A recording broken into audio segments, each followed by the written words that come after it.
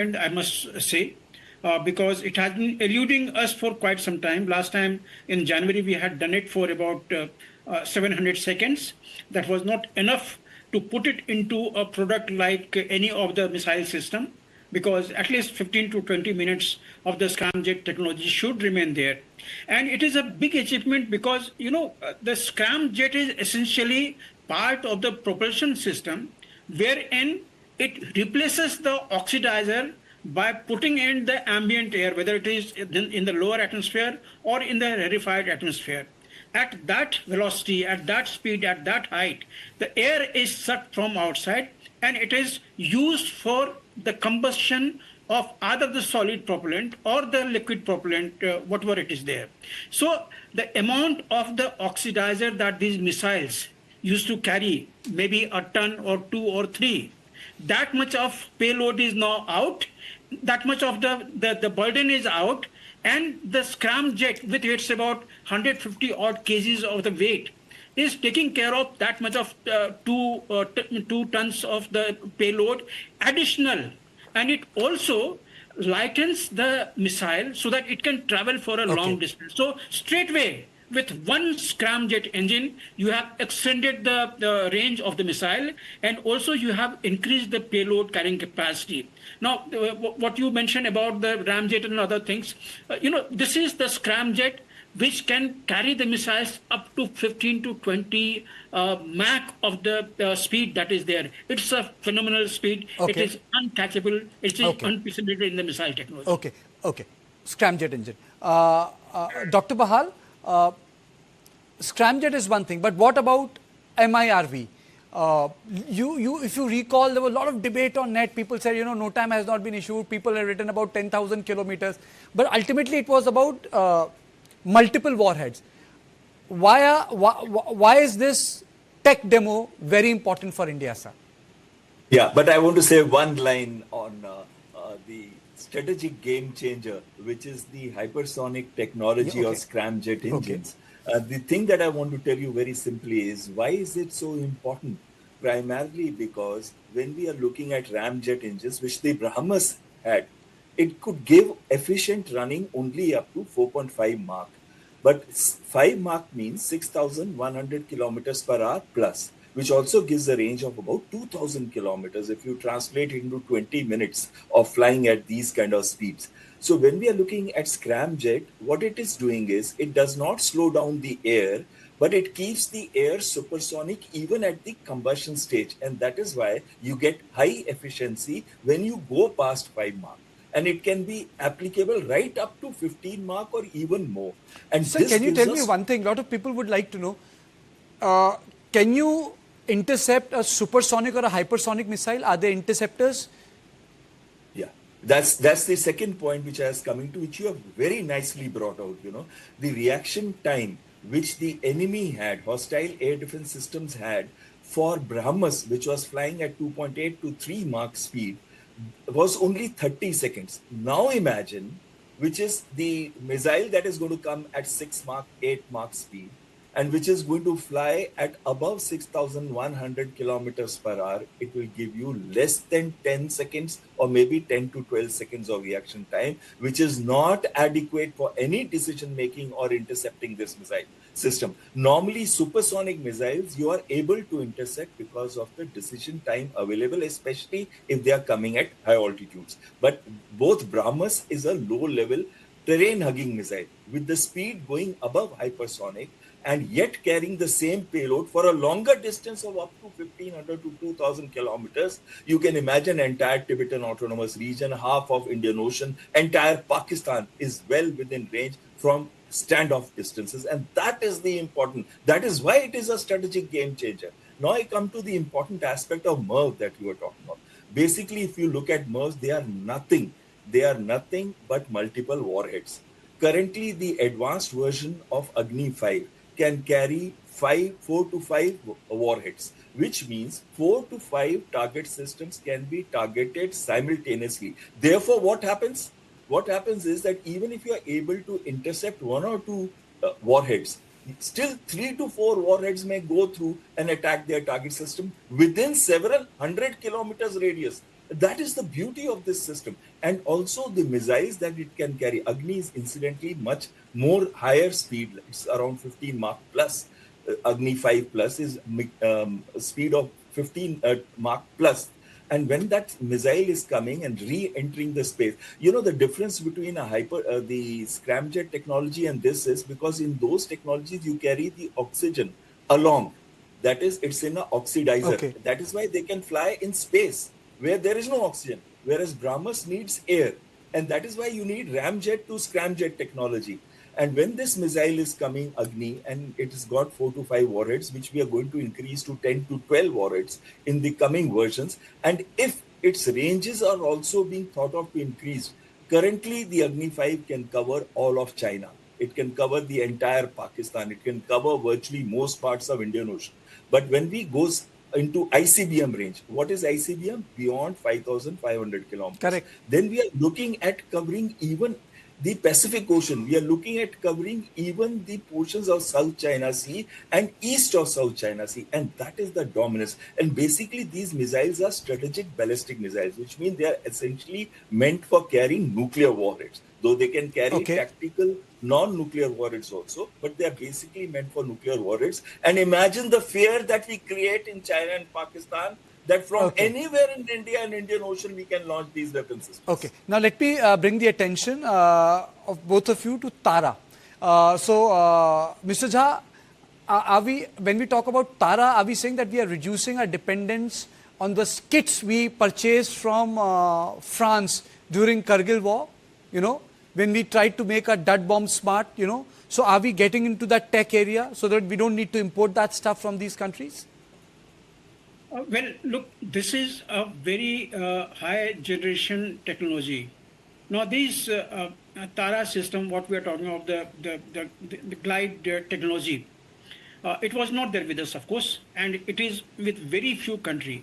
But the beauty of this is that when you have dropped one after another, you know, that Tara that we dropped from the helicopter, that is, you know, mention worthy in the sense that when you drop two of these glide missiles, and within 4 to 8 seconds of the interval, then it becomes absolutely lethal for the target that it has involved. What right now our co-panelist was mentioning to you, you know, engaging one missile with the interceptor. Now, if you have two missiles coming one after another, and one missile, even if you are able to, even this is hypersonic missile, this gives you very little time to respond.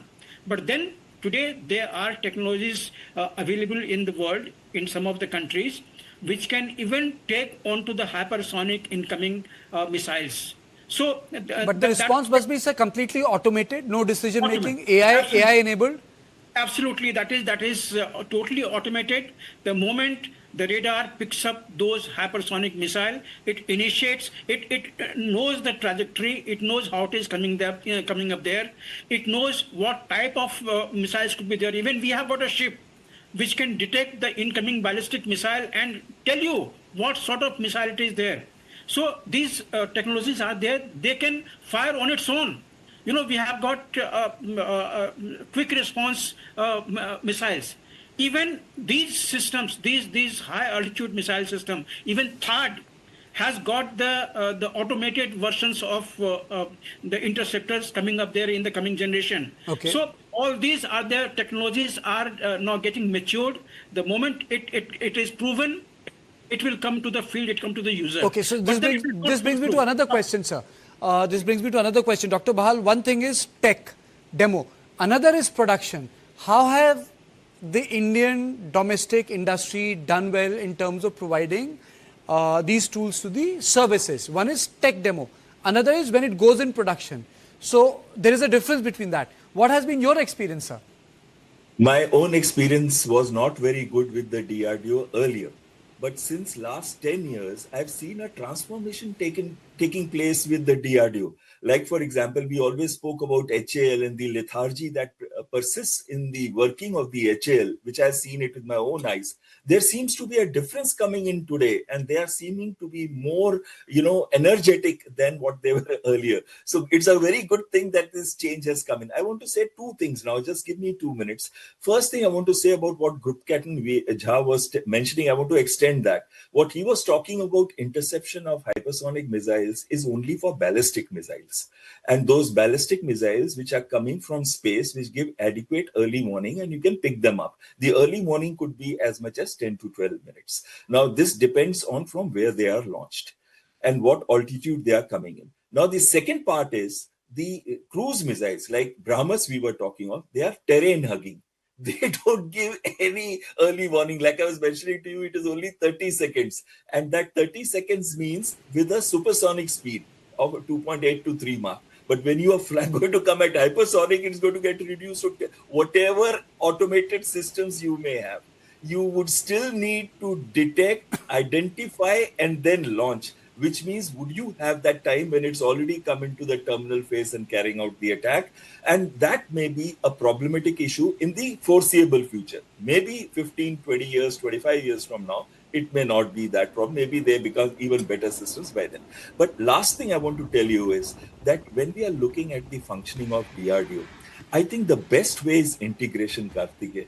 The integration between the services, if they can get integrated, like the Navy has done it pretty well. I mean, I've been from the Air Force, but I'm still talking good about the Navy, which has come out with stealth frigates and all. They are part of the development process, and the QRs are very clearly identified. Now, the Air Force has also come into this. The Air Force for Tara is directly integrated, and they are looking with the research center Imarat and the DRDO of the production of this. Finally, coming to production, the production of all these systems depends on the capabilities that you have, including from the university level, where the adequate scientific and technological background, and whether they are able to produce the prototypes from there on. But what has happened in the past is that kind of advanced technological facilities did not exist in India. Today, they are being built. So today, there is a change that is coming up. But even then, I just want to say one line only. Even then, the co-production of BrahMos helped us to get those technologies very fast. And my own belief is we should not go everything independent. We should co-develop with the private sector, with the public sector, and also with other countries which are willing to share technologies like the Russians or the French or some other countries. Okay. That's my belief, that co-development will give you faster results. Group Captain Jha? Karthik, I'm not very sure if Commodore Bahal has been in any of the project during the development, trials, and induction. I have been there. See what happens now of late for last.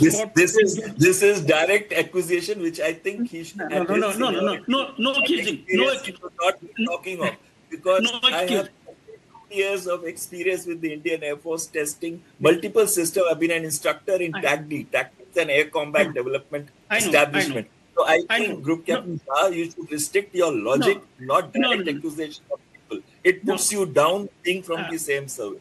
Commodore Bahal, no accusation. I'm telling you my experience because I have been in that capacity. Now these days, what is happening? You must understand what stage the project is in. There are three types of project going on in the DRDO. One is the SNT, Science and Technology project. Another is the R&D project, in which you develop a technology and integrate that technology with a product. And third is the mission mode project. Now say Scramjet. Now Scramjet today, what we are talking of, it has happened in the lab, inside the ramjet tube. Now putting this particularly technology onto a weapon system needs even further many trials and exercises. It's not immediate. Second thing, to be very specific, that you asked the direct question, how is the experience of being produced? Now today, DRDO is only development agency, but yet during the project R&D and mission mode project, what we do is we take the users along with this integrate into the system right from day one, and then we have got the private players who are part of our manufacturing team. Okay. Take them because they need hand holding for the absorption of the technology what we have developed.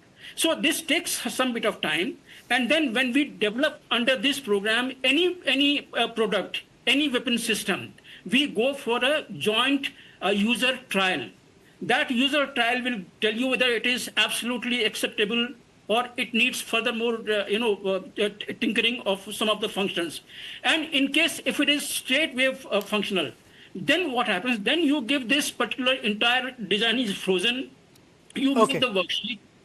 Kartikeya, one last okay, line. One last okay. line on this. I know you're running short of time. Look at the HAL example just now, where the Air Force has refused No. to take HL is not five DRDO. aircraft. HL is not Just DRDO. speak. Please. Now, the Air Force has refused to accept those aircraft unless they have been proven certified and unless they are certified. Now, if that is so, if what Group Captain Jha's logic was, then this particular thing wouldn't go, no? Air Force would have taken over had it been integrated at every stage. Okay. But I feel we should get an integration, and we are already doing it. It's not that it's not taking place. Today, It I is taking place. had a healthy disagreement, but I've really run short of time because also I have on point 3 on the crude that is being pumped into the Strait of Hormuz by Iran. Thank you both of you for joining me. But to my viewers, don't go away. I'll be back after a short break. 3 million barrels of crude in Hormuz every day after a short break.